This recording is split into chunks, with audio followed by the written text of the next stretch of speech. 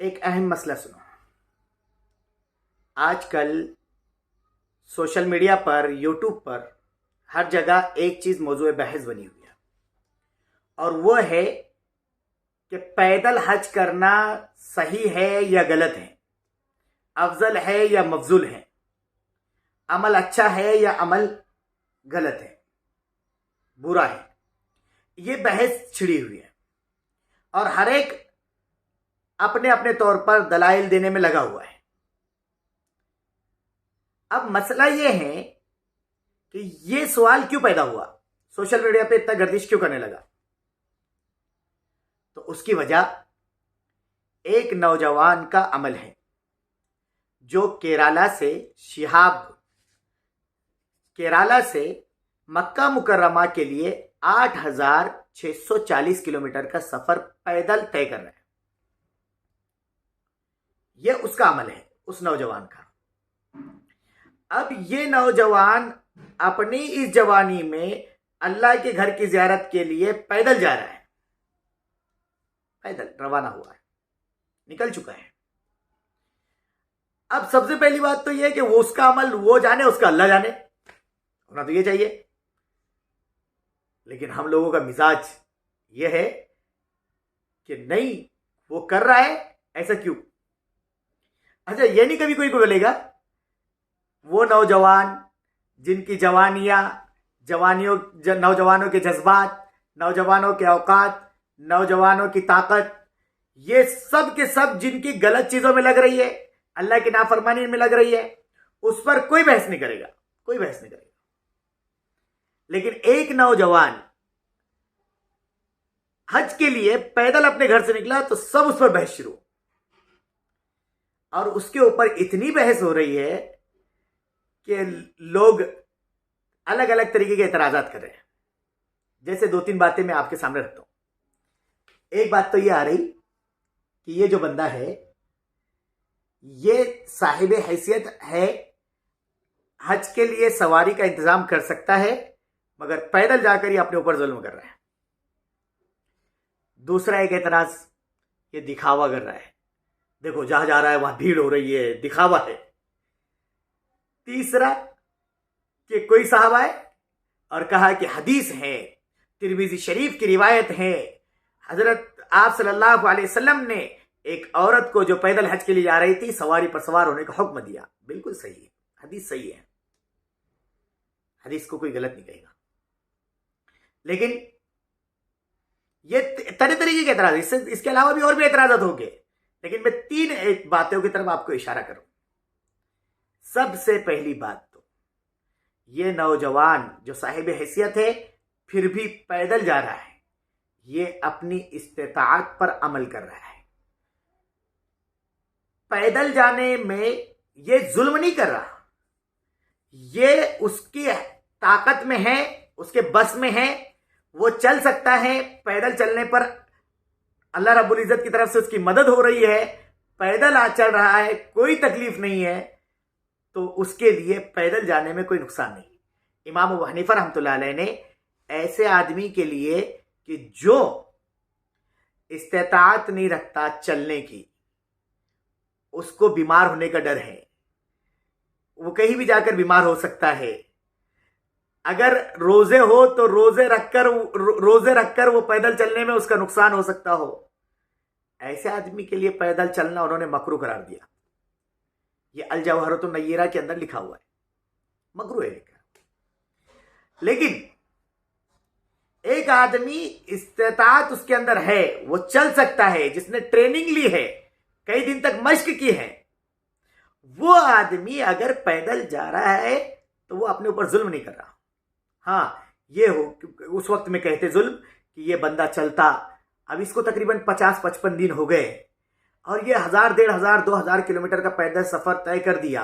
हमारी जैसे तो उसकी ताकत नहीं है, अल्लाह की उसके साथ मदद है कि वो बंदा रोजाना 25 किलोमीटर चल रहा है। हम तो 2-5 किलोमीटर चलेंगे और फिर क्या होगा, चलने के बाद में एक दिन चल भी लिए 2-5-10 किलोमीटर तो दूसरे दिन हिम्मत ही नहीं होगी। लेकिन वो बंदा चल रहा है, इसका मतलब यह है कि उसको उससे कोई तकलीफ नहीं है, उसने सारी चीजों की मश्क करके अब निकला है। तो तो ये बात तो बिल्कुल बेजा है, बेकार है। कोई इसकी हैसियत नहीं है कि ये बंदा अपने ऊपर जुल्म कर रहा है। नहीं, ये जुल्म नहीं कहेंगे इसको। दूसरी बात, ये दिखावा कर रहा है। ये भी कितना बेकार है तरह से। भीड़ जमा हो रही तो ये दिखावा हो गया। सबसे पहले तो आप कोई पैमाना लेकर नहीं बैठे हैं किसी के इखलास को टटोलने वाले। उसके दिल में कितना अल्लाह का डर है और कितना उसका इखलास है और वो वाकई कितना अल्लाह के लिए कर रहा है, ये आप कोई नहीं होते उसको टटोलने वाले। और रह गई कि उसके जगह जगह पर इस्तेकबाल, उसके लिए लोगों की भीड़, ये तो बल्कि और एक एतबार से फायदेमंद है नौजवानों के लिए। क्यों? इसलिए कि जब एक नौजवान अपनी जवानी में अल्लाह के घर के लिए पैदल जा रहा है तो हजारों नौजवानों के जज्बात को उसने उभारा है और कितनों के दिलों के अंदर उसने हज का शौक पैदा किया है।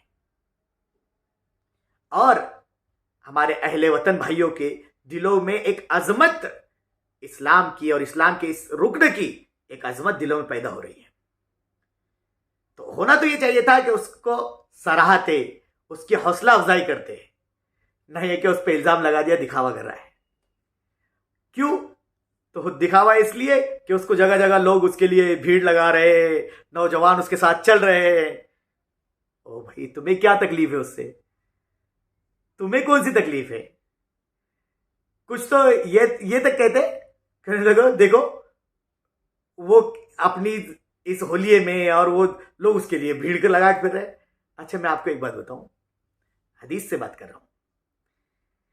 किसी अल्लाह वाले के बारे में हम देखते हैं, एक अल्लाह वाला है, दीनदार हैं, उसको लोग उसकी चाहत में फूल बिछाते हैं, इस्तेकबाल करते हैं, उसके साथ चलते हैं, उसके मुसाफिर के लिए तरसते हैं। तो हम उसके बारे में क्या कहते हैं? कहने लगे, देखो ये मकबूलियत अल्लाह की तरफ से आई है, अल्लाह की तरफ से मकबूलियत है। इसलिए कि रिवायत में है, रसूलुल्लाह सल्लल्लाहु अलैहि वसल्लम ने बयान फरमाया। क्या बयान फरमाया? कि जब अल्लाह किसी बंदे से मोहब्बत करते हैं तो जिब्राइल से कहते हैं, जिब्राइल ये बंदा मुझे बड़ा पसंद है, मैं इससे बड़ी मोहब्बत करता हूं, तुम भी इससे मोहब्बत करो। वो फरिश्तों में ऐलान करते हैं, फरिश्ते भी मोहब्बत करने लगते हैं, यहां तक कि दुनिया वालों में के दिलों में उस बंदे के ताल्लुक से मोहब्बत डाल दी जाती है। क्यों भाई? ये जो एक अल्लाह वाला, जो बुजुर्ग हसीती है, बस उसी के साथ खास है। एक नौजवान जो अल्लाह के घर की ज़ियारत के लिए निकल रहा है, हो सकता है इसको अल्लाह को इसका ये अमल पसंद आ गया। इसके बारे में वो हदीस क्यों नहीं ज़हन में आती कि इसका अमल अल्लाह को ऐसा पसंद आया कि अल्लाह रब्बुल इज्जत ने इस बंदे की मोहब्बत मखलूक के दिलों में डाल दी, और जा रहा है, अपने तो अपने गैरों के दिलों में भी डाल दी। जहां जा रहा है वहां पर उसका इस्तेकबाल है, उसके साथ चलने वाले हैं। ये अल्लाह की तरफ की मकबूलियत कहे इसको, ना ये कि इसको दिखावा और शोहरत और वाहवाह कहे। उसके आप अंदाजा लगाओ ना, मैंने एक दो वीडियो उसके देखी। एक शहर से गुजरा है, लोगों ने सड़क पर उसके लिए फूल बिछाए, तो वो बंदा वो फूलों के रास्ता छोड़कर दूसरे रास्ते से चल रहा है। अभी कल वल की वीडियो है कि वो नौजवान चल रहा है रास्ते से, और रास्ते से चलते चलते लोग उसकी भीड़ लगा रहे, तो वो तेज दौड़कर आगे निकल जा रहा है।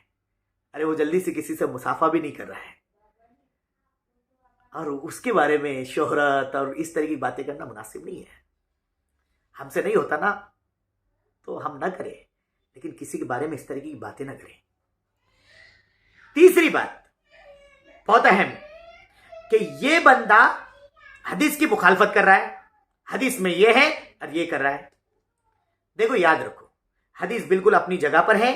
रसूलुल्लाह सल्लल्लाहु अलैहि वसल्लम ने क्यों मना किया, उसकी मसलहत भी वो अपनी जगह है। लेकिन आप एक ही हदीस नहीं है ना, दीगर हदीस की किताबें भी हैं।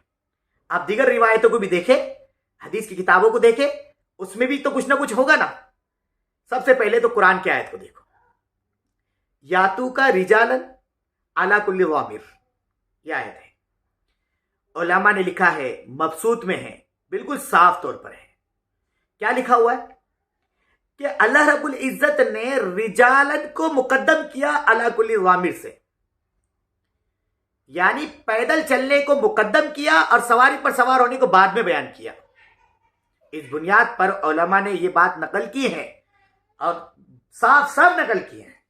उलमा ने यह बात नकल की कि भाई अगर कोई आदमी इस्तेताअत रखता है, ताकत रखता है, तो उस आदमी के लिए अफजल ये है कि वो आदमी पैदल चले। पैदल चलना उसके लिए मना नहीं है, पैदल सफर करे। एक तो ये वाली बात। क्यों? मकरूह उस आदमी के लिए जिसके अंदर ताकत नहीं, हिम्मत नहीं है, बस जबरदस्ती चल रहा है, तो ऐसे आदमी को मना है। लेकिन जो आदमी चल सकता है उसके लिए तो इजाजत दी गई है। यही नहीं, बल्कि आपको मैं और बात बताऊं, इसी बात पे नहीं। एक तो यह है कि कुरान करीम के अंदर भी है, हजरत अब्दुल्लाह इब्न अब्बास रजी अल्लाह अन्हु, मुफस्सिर हाजिल उम्मा है, कहते हैं आंखों की बिनाई चलेगी, कमजोर हो गई, तो अफसोस करते थे। कहने लगे सब चीजों को कर लिया, लेकिन एक चीज का अफसोस हमेशा रहेगा। अपने बच्चों से कह रहे हैं, हमेशा अफसोस रहेगा। क्यों? कहने लगे कि पैदल हज नहीं कर सका, पैदल हज नहीं कर सका, इसका अफसोस हमेशा रहेगा। क्योंकि रसूलुल्लाह सल्लल्लाहु अलैहि वसल्लम ने दो अलग अलग रिवायतें हैं। देखो, एक तो यह है कि मक्का से अरकान हज पैदल करे, और एक है कि पैदल हज करे जिसमें मिन मक्का नहीं है, बल्कि मन हज इला मक्का, बस मक्का की तरफ जाए, पैदल जाए। जिस आदमी ने हज किया उसमें कोई कैद नहीं है, मिन मक्का है या कुछ नहीं। तो उस रिवायत को पेश किया कि अल्लाह, जो आदमी पैदल हज करेगा, रसूलुल्लाह सल्लल्लाहु अलैहि वसल्लम ने बयान फरमाया कि उसको हर कदम पर हरम की नेकियों में से एक नेकी मिलेगी। किसी ने पूछा, या रसूलुल्लाह वो हरम की नेकियों में क्या है? तो आपने फरमाया 1 की 700, और हरम की नेकियों को 1 की 700 और 1 लाख के बराबर है। एक नेकी 1 लाख के बराबर, तो 700 7 करोड़ के बराबर नेकियां मिलेगी हर कदम पर, ये पैदल चलने पर। हजरत अब्दुल्ला इब्न अब्बास रजी अल्लाह अन्हु को अफसोस था। यही नहीं, बल्कि हजरत आदम अलैहिस्सलाम ने, अल्लाह रब्बुल इज्जत ने हिंदुस्तान में उतारा। हिंदुस्तान से हजरत आदम अलैहिस्सलाम ने 40 हज पैदल किए, 40 हज पैदल किए। हजरत हसन बिन अली रजी अल्लाह अन्हु, इन्होंने 25 हज अपनी जिंदगी में पैदल किए। उन्होंने 40 हज पैदल किए, इन्होंने 25 हज पैदल किए। बल्कि अगर थोड़ा सा बर्दाश्त करने की ताकत हो तो मुस्तदरक हाकिम के हवाले से अबू सईद खुदरी रजी अल्लाह अन्हु की रिवायत है कि रसूलुल्लाह सल्लल्लाहु अलैहि वसल्लम और आपके सहाबा ने मदीना से मक्का जो सफर किया वो पैदल हज किया। ये सारी चीजें हैं, इसलिए हम अपने जहनों को वुसअत दें, और अपने से हो सकता ठीक, नहीं हो सकता तो कम से कम किसी के अमल को गलत करार ना दे, बहस ना करे, खुश हो। अल्लाह रब्बुल इज्जत हजारों फितनों को दफन करने का जरिया बन सकता है, खुश होना चाहिए। उसके अमल को उसके ऊपर छोड़ दे, नहीं अगर खुश हो सकता, जब तक अगर नहीं अपने से मुआफकत होती ना, तो मुखालफत भी मत करो, दरखास्त है ये। इसलिए कि मेरे भाइयों, ये जो सारी चीजें हैं ना, अल्लाह के एक नौजवान बंदा, न जाने कितने लोग उसके उस अमल की बुनियाद पर, कितने लोगों को हज की तौफीक मिलेगी और कितने लोग हज बैतुल्लाह करेंगे। पता भी चल रहा है, अपनों को, गैरों को, सबको पता चल रहा है कि इस हज एक ऐसा अहम रुकन है कि जिसके लिए अगर हजारों किलोमीटर का पैदल सफर करना पड़े तो वो भी करने की इजाजत है। इसलिए ये सारी चीजों से, बहस से अपने आप को हटाकर मेरी सबसे दरखास्त है, सबसे, कि भाई इन चीजों के अंदर ना पड़े। किसी की दिल शिकनी हुई है तो मैं माजरत चाहता हूं, मेरा कोई मकसद किसी का दिल दुखाना नहीं है, लेकिन फतावाबाजी और इस तरीके की बातें करना किसी के बारे में मुनासिब नहीं है। बल्कि अल्लाह रब्बुल इज्जत से दुआ है, अल्लाह रब्बुल इज्जत उस नौजवान शिहाब के, अल्लाह रब्बुल इज्जत उसकी इस कुर्बानी को कबूल फरमाए, और हम सब के लिए अल्लाह रब्बुल इज्जत उसके इस अमल को हम कबूल फरमाकर अल्लाह रब्बुल इज़्ज़त हम सबको हज बैतुल्लाह की सआदत नसीब फरमाए। ऐसे ही नहीं दोस्तों, बहुत बड़ी कुर्बानी है, कैसे हालात से उसको जाना है, अल्लाह उसका सफ़र आसान करे। इसलिए मेरी सबसे रिक्वेस्ट है, सबसे दरख्वास्त है, इन सारी चीज़ों के अंदर पढ़ने के बजाय अपने आप को थोड़ा सा अल्लाह की तरफ मुतवज्जह करें, दुआ करते रहें। ठीक है, इंशाल्लाह करेंगे ना सब, इंशाल्लाह। अल्लाह हम सबको अमल की तौफीक अता फरमाए। व आखिरु दावाना अनिल हम्दुलिल्लाहि।